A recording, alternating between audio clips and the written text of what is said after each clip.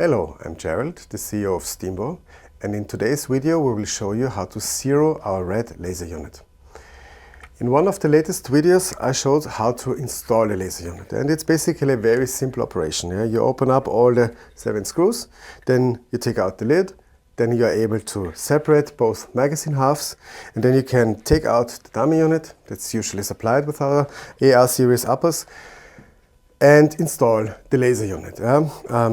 Very careful, the laser unit, the red laser unit, only fits to the AR6, not the M10.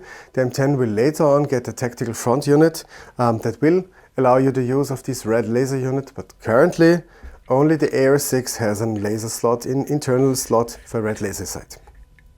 If you only want to change the batteries or take the laser unit out, all you have to do is loosen those 4 screws in the front. In this case, you can leave the lid on. You can also completely ignore the screws in the back. Just loosen them, and then you are able to slide out the laser unit. You can then screw off the end cap, which also houses the switch, and put in new batteries. And the batteries that this laser unit needs are usually called AG13 or LR44. Alkaline batteries are very easily available worldwide. Shouldn't be difficult to find them. And being alkaline batteries, they don't have a huge shelf life, but they should be good for a couple of years. So once you install the laser unit, and as I showed in the latest video, in the last video to this topic, it makes sense that you put one of the screws, that's for adjustment, to the top, and one is 90-degree offset, and in this case it would then point to the left side.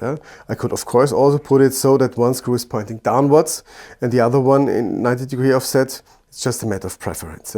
Once you've installed the laser in a suitable way, meaning one screw up and one screw to the side, you can then tighten down the 4 screws in the front. And be very careful here not to strip the threads. Once you feel resistance, once you're not able to turn the screw anymore, stop here. Just put a little bit of torque on it, but just the force that you can apply with just 2 fingers on a screwdriver. Those are screws in polymer, and if you put a lot of torque on it, it would just pull out the polymer and strip the threads. Of course, you can repair that, but it's unnecessary and it won't improve the product at all if you just over-tighten those screws. The laser unit also comes with an Allen key that's necessary for the zeroing. I think it's easiest to use the sights that are already installed on the upper for this zeroing process. I like to put it onto a lower, in this case our compact model. Of course the AR6 upper fits to all our lowers, including also the Survivor. And what I do now is I turn on the laser unit and just use the iron sights that are on the upper to get the first estimate where my laser point is in reference to the sights. And I'm not sure if this is visible on the camera, but in our case the laser point is pointing much too low and a little bit to the left.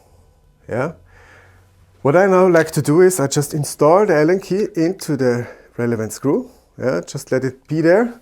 Go out and aim with it, and then when I turn it, I can immediately see how the red dot, the red point moves in comparison to my iron sights. Now I think I'm at the right height. Next is then windage, so elevation is set. Windage is the next step, and also here I just put in the Allen key, hold it, and then while looking over the iron sights, I move it in the desired direction, and I just want to have it exactly behind the front post. I think that's doing it now. Not sure if you would see it on the camera, but now from my point of view the red dot is exactly behind the front post, and when I aim properly the red laser dot is not visible anymore. Of course, if I just tilt the gun a little bit, I immediately see that the red laser is behind my front post, and in this configuration it would be safe to make the first practice shots and see where the arrows will land. And then from there you can fine-tune until you have a satisfactory point of impact. I would say the red laser unit is ideal for night shooting. If you have absolutely no or absolutely low light situation, it's great because red light does not hinder your night vision adaptation of your eyes, so you keep your night vision. And of course the red laser is not that visible like for example the green laser, which is super bright at night and will give away your position immediately. Also, of course, the red laser is nice for hip shooting, for shooting around corners, but it's usually also the slowest way to get a target acquisition. And especially with our products, where we want to emphasize on quick shooting and snap shooting, it points naturally. So if you practice a little bit with it, if you're trained on your Stinger platform, on your AR series crossbows, you will get incredible accuracy just by instinctively shooting at your target. I would say that's all that you have to know about zeroing. I wouldn't put too much effort into getting a perfect zero for something that's really just designed to be used on room distances. Otherwise, this process can be a little bit frustrating. But if you use this technique with the iron sights as the reference, you will be very quickly on target, and from there, just work until you're satisfied. As always, we wish you much fun with our products, safe handling of it, and if you have any questions, any information necessary, just contact us. Subscribe to this video, and we wish you a good day. Goodbye.